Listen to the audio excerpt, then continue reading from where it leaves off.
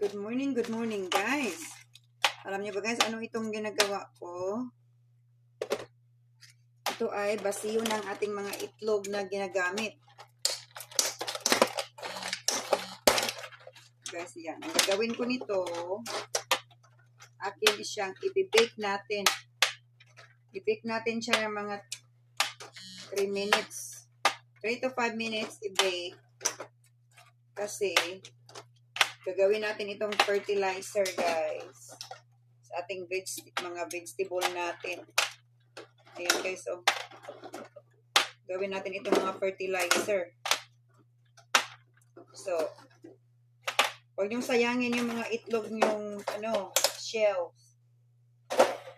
Ako, iniipon ko guys, kasi palagi akong nagluluto ng itlog dito. Iniipon ko siya.